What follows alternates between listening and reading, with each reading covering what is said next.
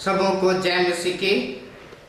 मैं brother Sonu John YouTube channel के माध्यम से एक बार फिर से आपके साथ हूँ और आज हमारे पवित्र वचन का विषय है गवाही नहीं परंतु गवाह बने। आज हम देखते हैं समाज में, संसार में और विशेष रूप से चर्चस में बहुत सारे गवाहियां हैं, लेकिन गवाह उंगलियों पर गिने जाते हैं, अर्थात गवाह बहुत ही कम है। मेरे प्रिय बंधुओं, गवाही बनना बहुत आसान है। हम हमारे चर्चस में भी देखते होंगे कि बहुत सारे लोग गवाहियां देने के लिए आते हैं। बहुत सारे नए लोग, ऐसे लोग आते हैं जिनको ज्यादा समय नहीं हुआ, लेकिन उनके पास भी एक अच्छी गवाही। किसी को चंगाई मिलती है, किसी को संतान का वरदान मिल जाता है, किसी को धन का वरदान मिल जाता है, धनी बन जाते हैं। इस तरह की हजारों गवाहियां लोग देते हैं। लेकिन आप देखें, अगर हम देखें तो बहुत सारे लोग ऐसी गवाहियों के बाद हमारे चर्चस में आते भी नहीं है। इसका कारण क्या है? ऐसा क्यों होता है? ऐसा इसलिए होता है कि हम केवल गवाही तक ही सीमित हैं। हम गवाह नहीं बन पाए हैं। हमने प्रभु के बारे में केवल जाना है, प्रभु को स्वीकार नहीं किया है, प्रभु को अपनाया नहीं है, प्रभु को अपने जीवन में जगह नहीं दी है। यही कारण से ऐसा होता है। गवाही बनना बहुत आसान है, गवाही देना बहुत आसान है, लेकिन एक सच्चा गवाह बनना बहुत मुश्किल है। सच्चा गवाह बनने के लिए हमें परमेश्वर की इच्छा को पूरी करना होता है, और परमेश्वर की इच्छा को पूरी करना इतना आसान नहीं है। पवित्र बाइबल हमें बताती है, पवित्र बाइबल में हम देखते हैं कि बहुत सारे लोग प्रभु के पीछे पीछे जाते थे। उदाहरण के लिए हम 10 कोढ़ियों का दृष्टांत ले। 10 कोढ़ी प्रभु के पास आए और प्रभु ने उन्हें चंगा किया। प्रभु ने उन्हें चंगाई का वरदान दिया, और जब वो रास्ते में जा रहे थे उन्होंने देखा कि हम चंगे हो गए हैं, और उनमें से केवल एक कोढ़ी जो वापस लौटा और वापस लौटकर प्रभु को धन्यवाद दिया। और प्रभु उससे कहता है कि बाकी 9 कहां हैं? अर्थात इन 10 में केवल एक जन प्रभु का गवाह बना, बाकी 9 केवल गवाही तक सीमित रहे। बहुत सारे और उदाहरण पवित्र बाइबल में मिलते हैं। धनी युवक का एक सुंदर उदाहरण है जिसके माध्यम से हम समझ सकते हैं। धनी युवक प्रभु के पास आता है और आकर कहता है कि मुझे स्वर्ग प्राप्त करने के लिए क्या करना चाहिए? प्रभु यीशु ने देखता है और कहता है कि आज्ञाओं का पालन करो, हत्या न करो, व्यभिचार न करो, चोरी न करो, झूठी गवाही न दो। तो धनी युवक कहता है कि ये तो मैं बचपन से करता आ रहा हूं। तो प्रभु यीशु ने उसे ध्यान से देखा और कहा, तुम में एक बात की कमी है। जाओ, तुम्हारे पास जो भी धन है उसे जाके गरीबों में बांट दो। मेरे प्यारे भाई बहनों, वो केवल गवाही बनकर रह गया। वचन कहता है कि वो चला गया, उदास होकर चला गया। मेरे प्यारे भाई बहन, पवित्र वचन में सिखाता है, अगर हमें सच में प्रभु का गवाह बनना है तो प्रभु में अटल विश्वास के साथ साथ समर्पण और प्रभु की इच्छा को पूरी करना। और प्रभु की इच्छा पूरी वही कर सकता है जो प्रभु को अपने जीवन में पूर्ण रूप से जगह दे चुका है, जो अपना जीवन प्रभु को पूर्ण रूप से समर्पित जो अपने जीवन को प्रभु के लिए दे चुका है। मेरे प्यारे भाई बहन, बहुत सारे उदाहरण हैं। संत पौलुस का एक सुंदर उदाहरण है हमारे बीच। जिस दिन उसने प्रभु यीशु मसीह का दर्शन किया, वो एक सच्चा गवाह प्रभु में बन गया और उस दिन से वो वापस नहीं लौटा। उसके जीवन केवल गवाही तक सीमित नहीं रहा, बल्कि वो प्रभु के लिए मरने के लिए भी तैयार हो गया। प्रभु के विरोध को उसने सहा, कठिन परिस्थितियों को सहा, लेकिन वो कभी डगमगाया नहीं। गवाह वो है जब हमें कोई गाली देता है और उस गाली को भी हम हंसते हंसते सह लेते हैं, उसका विरोध नहीं करते हैं। जब हम झूठ को छोड़कर सच्चाई बोलते हैं, जब हमारे जीवन में गलत काम करने की जिज्ञासा जागती है, तो उसमें हम परमेश्वर को याद करके उस गलत काम से दूर रहते हैं। जब हम पराई स्थिति पर गलत बुरी नजर डालने को होता है, उस समय भी हम परमेश्वर को याद करते हैं। इस तरह से जब हम ऐसा करने लायक बन जाते हैं, तब हम कह सकते हैं कि हम सच में हम प्रभु के गवाह बन गए। तब हम कह सकते हैं कि हमने प्रभु को अपना समर्पण कर दिया। मेरे प्यारे भाई बहन, आज भी बहुत सारे लोग हमारे जीवन में हम देखते हैं, हमारे चर्चेस में हम देखते हैं कि बहुत सारे लोग केवल अधूरा जीवन जीते हैं। वचन साफ साफ कहता है कि कोई भी दो स्वामियों की सेवा नहीं कर सकता, या तो वो एक से प्रेम करेगा और दूसरे से वैर करेगा। इसलिए प्रभु यही चाहता है कि हमारा जो जीवन है वो भी एक तरफा होना चाहिए। हमारा जो जीवन है वो भी पूर्ण रूप से प्रभु को समर्पण होना चाहिए। हमारा जो जीवन है वो प्रभु के योग्य होना चाहिए। इसलिए वचन साफ साफ कहता है कि परमेश्वर की इच्छा को पूरी करना, और प्रभु चाहता है कि हम पवित्र बने, हम ढोंग ना करें, हम पाखंड ना करें, हमारा जीवन बेईमानी भरा ना हो, हमारा जीवन झूठ से भरा हुआ ना हो, हमारा जीवन लालच से भरा हुआ ना हो, हमारा जीवन किसी पर गलत नजर रखने वाला ना हो। वही परमेश्वर चाहता है। आज का वचन से हमें प्रभु ये सीख देना चाहता है कि हम सच में प्रभु के लिए खड़े हो जाएं। बहुत बार क्या होता है कि हम अपने जीवन में केवल अपने जीवन में दिखावे का जीवन जीते हैं। दिखावटी जीवन प्रभु को बिल्कुल पसंद नहीं है।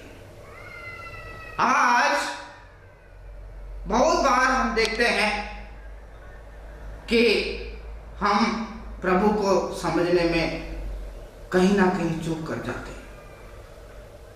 इसलिए प्रभु आज हमें बताता है, बहुत बार प्रभु भी हमसे कुछ चाहता है, केवल हमें प्रभु से मांगना नहीं है, प्रभु को देना भी है। जब हम प्रभु को देते हैं तो प्रभु हमें अपार आशीषों से भर देता है। इसके सुंदर उदाहरण हमारे जीवन में है। इसके सुंदर उदाहरण पवित्र बाइबल में है। यूहन्ना के अंजील में हम देखते हैं अध्याय 4 में, जब समारी स्त्री उस कुएं पर जल भरने आए तो प्रभु ने उससे कुछ मांगा।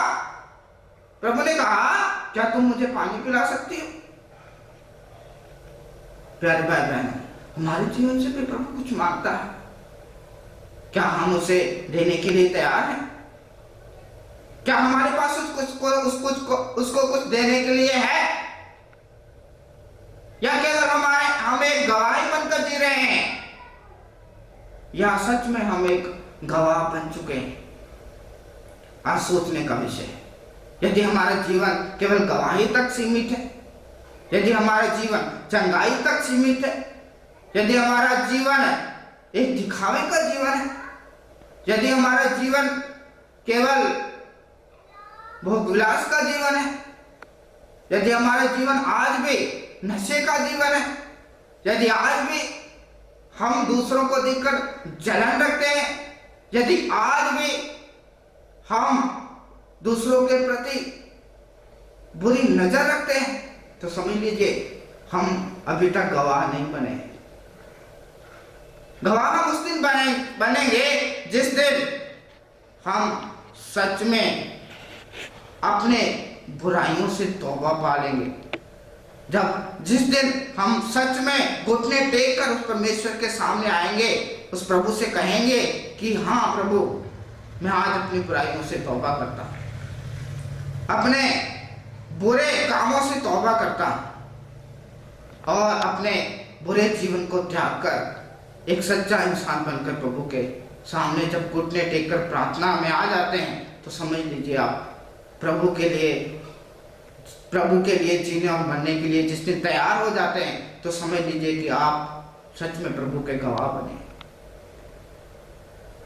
प्यारे बंधु, ये किसी का ताना नहीं है, किसी का न्याय करना नहीं है, लेकिन वचन के माध्यम से परमेश्वर हमें बताना चाहता है कि हम परमेश्वर के विश्वास में और दृढ़ बने, हमारे विश्वास की नींव दृढ़ बने, हमारी प्रार्थनाओं की नींव और मजबूत बने।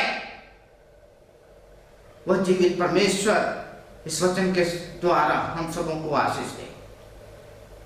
आमीन। पवित्र वचन कुलुस्सियों की पत्री उसका अध्याय 3 वाक्य 1 से हम पढ़ते हैं, देखते हैं। पवित्र वचन कहता है, अतः जब तुम मसीह के साथ जिलाए गए तो स्वर्गीय वस्तुओं की खोज में लगे रहो, जहां मसीह विद्यमान है और परमेश्वर के दाहिनी ओर बैठा है। पृथ्वी पर की नहीं परंतु स्वर्गीय वस्तुओं पर ध्यान लगाओ, क्योंकि तुम तो मर गए और तुम्हारा जीवन मसीह के साथ परमेश्वर में छिपा है। प्रिय बंधुओं, आज का वचन हमें बताना चाहता है कि जब तुम मसीह के साथ जिलाए गए तो स्वर्गीय वस्तुओं की खोज में रहो, जहां मसीह विद्यमान है और परमेश्वर के दाहिनी ओर बैठा है। बहुत बार क्या होता है कि हम अपने जीवन में संसारिकता में इतने खो जाते हैं कि हमारे पास प्रभु के लिए समय नहीं है, प्रार्थनाओं के लिए समय नहीं है, वचन पढ़ने के लिए समय नहीं है।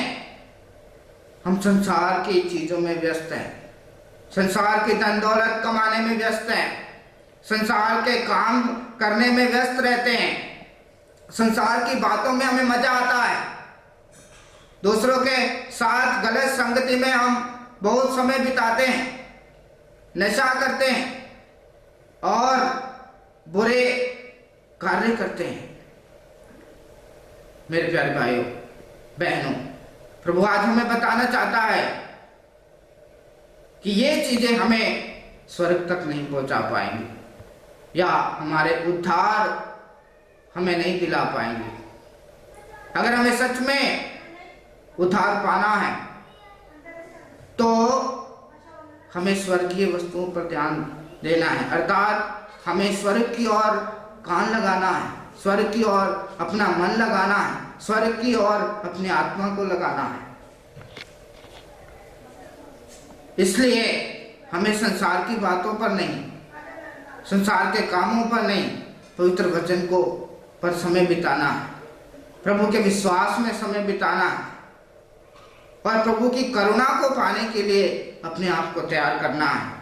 इसलिए हमें पृथ्वी की चीजें नहीं बल्कि स्वर्गीय वस्तुओं पर ध्यान लगाना है, क्योंकि वचन कहता है, क्योंकि तुम तो मर गए और तुम्हारा जीवन मसीह के साथ परमेश्वर में छिपा हुआ है। जिस दिन हमने परमेश्वर को अपनाया, जिस दिन हमने प्रभु में बपतिस्मा ग्रहण किया, हम सच में अपनी बुराइयों से मर गए, सच में अपने बुरे जीवन से मर गए और हम क्रिस्त में एक अच्छा और सुंदर जीवन जीना शुरू कर दिए हैं। और इस शिक्षा को केवल संसार ने नहीं दिया, प्रभु यीशु के आत्मा से भरकर हमने पाया है। इसलिए हमें आज भी उसी परमेश्वर की शिक्षा पर चलना है। संत पौलुस का जीवन हम देखते हैं, उसका जीवन बहुत बुरा जीवन था, बिल्कुल प्रभु की आज्ञाओं के विपरीत जीवन था, प्रभु से दूर रहता था, प्रभु के लोगों को मारता था, विरोध करता था। लेकिन जिस दिन उसने प्रभु को पाया, उसका जीवन पूर्ण रूप से बदल गया। उसके जीवन में प्रभु की आशीष आई और वो प्रभु के लिए जीने लगा। उसके जीवन से सारी बुराइयां उसने खत्म कर दी। हालांकि ये करने के लिए उसको बहुत कठिनाइयों का सामना करना पड़ा। इतना आसान नहीं है बुराइयों को त्याग कर एक अच्छा जीवन जीना, इतना आसान नहीं है। एक शराबी के लिए शराब को छोड़ना इतना आसान नहीं है। एक चोर के लिए अपनी चोरी की आदत को छोड़ना इतना आसान नहीं है। लेकिन जब हम प्रभु में आते हैं तो सब कुछ हमारे लिए आसान हो जाता है, क्योंकि प्रभु का अनुग्रह, प्रभु का सामर्थ्य हमारे साथ होता है। पवित्र बाइबल में बहुत सारे ऐसे उदाहरण हैं, बहुत सारे ऐसे पवित्र लोग हैं जिन्होंने सच में अपने जीवन को बदल दिया। जो बुरे थे लेकिन प्रभु के आने के बाद उनका जीवन अच्छा हो गया। जिनका जीवन गलत था लेकिन प्रभु में आने के बाद उनका जीवन सुंदर और पवित्र हो गया और वो वापस उस बुराई के गड्ढे में नहीं गए। परमेश्वर हमसे भी यही चाहता है, मुझसे और आपसे यही चाहता है कि हमने भी जब प्रभु को अपना लिया है, पा लिया है, तो हम सच में स्वर्ग की ओर अपना ध्यान लगाएं। सुसमाचार में संत पौलुस कहते हैं, अगर मैं दूसरों को सुसमाचार सुनाने के बाद मैं ही ठुकराया जाऊं तो इससे ज्यादा बुरी बात नहीं हो सकती। इसलिए जब हम प्रभु के लोग हैं तो सबसे पहले हमारा जीवन ऐसा हमें तैयार करना है कि हम स्वर्ग की दौड़ में फर्स्ट आए, स्वर्ग की दौड़ में हमारा स्थान पहला बने। इसलिए आज के समय में एक बड़ी चुनौती, एक बड़ा संकट है। वर्तमान में परिस्थितियां अनुकूल नहीं है। बहुत सारे ऐसी चीजें हैं जो हमें प्रभु से दूर ले जा सकती हैं। मोबाइल एक बहुत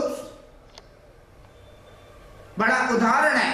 आज के समय में मोबाइल एक ऐसी चीज है जिसमें हम अपने पवित्र जीवन को छोड़कर अपवित्रता की तरफ बढ़ सकते हैं। बहुत सारे ऐसे पदार्थ हैं जो हमें हमारे जीवन को नुकसान कर सकते हैं। ऐसे में हमें प्रभु की करुणा नहीं बचा सकती। प्रभु का प्रेम ही हमें सामर्थ्य दे सकता है। इसलिए आइए प्रभु की ओर बढ़ें, अपने विश्वास को बढ़ाएं और प्रभु के साथ जुड़ें। आमीन।